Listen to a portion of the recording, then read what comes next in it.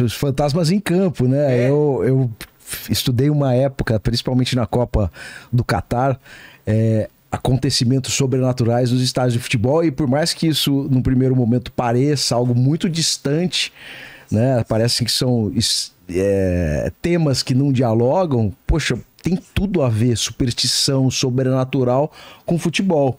E o que tinha me chamado a atenção para buscar essas histórias, né, a partir da Copa do Catar, foi o número de mortos para a construção da Copa do Catar, que agora eu vou falar em inglês, vai ser uma vergonha, é Human Rights Watch, que atestou que mais de dezenas de milhares de pessoas morreram para a construção dos estádios, pela exposição, calor, dificuldade. Também deve ter sido. Imagina, se construiu super rápido.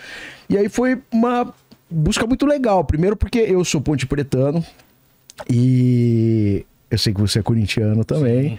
E nós já tivemos uma desavença ou uma disputa espiritual na disputa do campeonato de 77. O quê? Ah, espiritual? Não sei, não. Você não sabia? Não. Então rolou... Rui Rei? Rui Rei, eu não tenho provas, então não dava pra te falar nada. Talvez. Embora ele não esteja mais entre nós, enfim, tem essa suspeita. Morreu? Né? O Rui Rei morreu. Mas tinha essa suspeita do Rui Rei, mas não era isso, né? Na verdade, em 2017, a Ponte e o Corinthians reeditaram a final depois de 40 anos do Paulista. E o Robério Diogun, que foi o pai de santo, muito tempo, não sei se é ainda, né? Famoso com futebol, fizeram uma entrevista com ele perguntando quem que venceria o campeonato 2017, e ele falou, vai ser o Corinthians, porque a Ponte tem uma coisa lá. Eu lembro disso, tem energia. Uma energia, exatamente. Ele falou que tem uma coisa estranha no campo do Corinthians. Foi muito legal, porque eu tô falando de 77, essa disputa espiritual aí, de quem tinha mais problema espiritual, e a Ponte ganhou nos problemas e perdeu o título, porque ele achou um osso no Parque São Jorge, embaixo, que todo mundo fala que tinha um sapo enterrado no campo, no Parque São Jorge. O Vicente Mateus, que era super místico, né? Eu acho que eu mandei até uma foto do túmulo do Vicente Mateus no cemitério Quarta Parada. E ele chamou o Bério Diogun e ele fez lá os trabalhos dele, encontrou num dos gols do Parque São Jorge um osso. Não era um osso de sapo, ele falava que era um osso redondo. Ele retirou, fez lá todos os protocolos espirituais que ele precisava. Como que é um osso redondo assim? Ele falou que a explicação que ele dá na entrevista é essa, que é na verdade, um osso que não era um osso de sapo. Todo mundo dizia, misticamente, que tinha um sapo enterrado no campo do Corinthians, na fazendinha, né? Não na Arena Nova, né? E aí ele encontra esse osso e diz que o Corinthians venceria o campeonato, eles estavam prontos, e tem mais do que isso. O Robério Diogun, muita gente diz que foi o cara que escalou o Basílio, que fez o gol do título.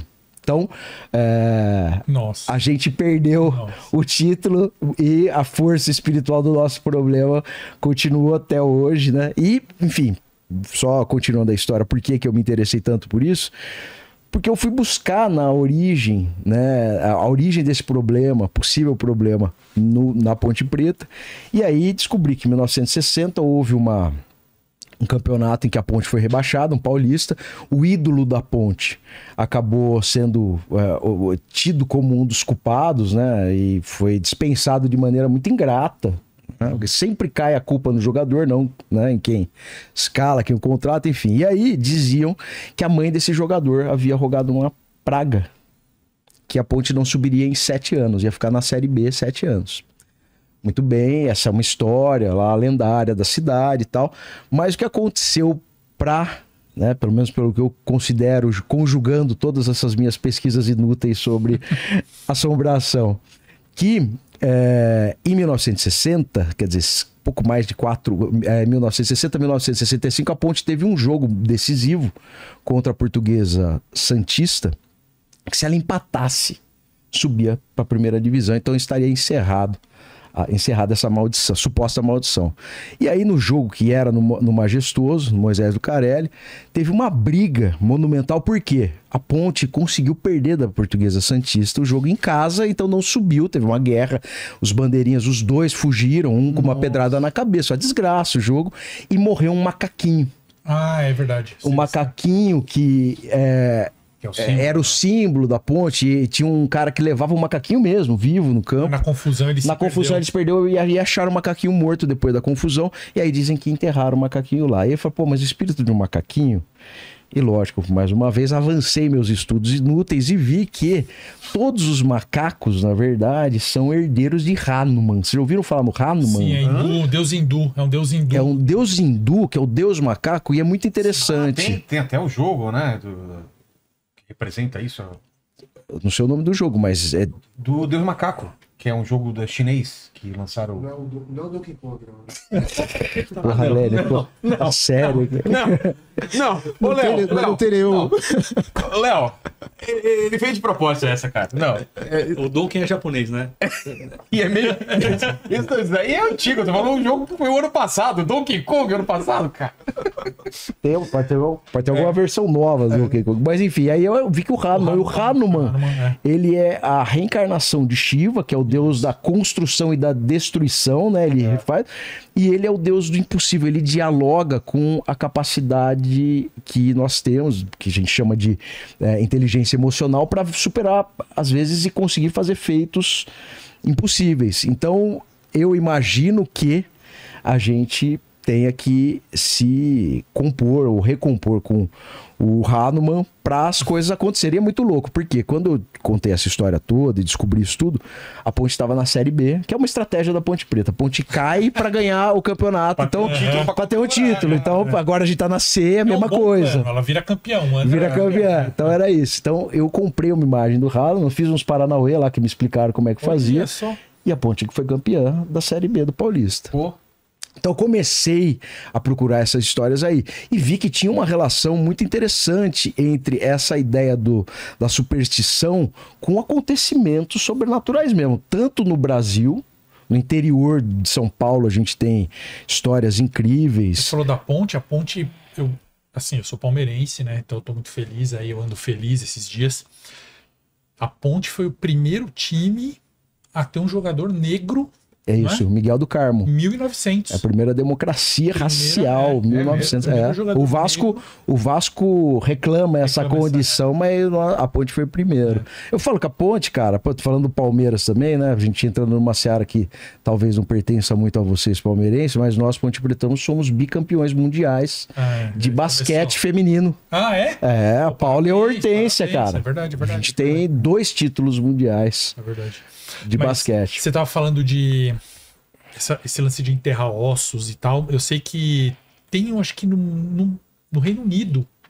Não, é na Argentina. Na Argentina tem um estádio, uma questão de enterrarem 7 gatos. Você conhece essa história? Essa história eu não conheço. Mas a Argentina tem uma tensão, só pra ter uma tensão de tanta gente jogar cinza em campo. Depois eu conto pra você essa. Vamos até primeiro falar disso, que é o pessoal do Boca, né? Os caras morriam e falavam, quero ser cremado e jogado lá.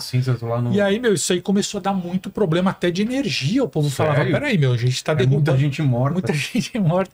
E aí... Muita gente morta que queria ter as cinzas jogadas na bomboneira. E aí eles criaram um mausoléu pra isso, né? Um cemitério para torcedores do Boca. Fala aí mais. Mas a Bomboneira, ela é um espaço aterrorizante para quem é vivo também. Tanto que nos corredores dos times adversários existem frases de outros jogadores que foram jogar. Tem uma frase do Romário que ele fala que falou... É mais perto do inferno. Exatamente, assim, né? É isso aí. Nada mais perto do inferno do que a Bomboneira. E a galera jogar muita cinza lá, muito cara infartou na Bomboneira. Isso é uma outra coisa que... estádio de futebol, se eles forem fazer o censo, o que deve ter de gente morrendo de infarto ali, né? Briga, desaba Depois a gente vai para um outro estádio na Bolívia que também tem um histórico desses acontecimentos, mas a Bomboneira tem... E é muito louco, na Bomboneira tem os fantasmas meio com CPF.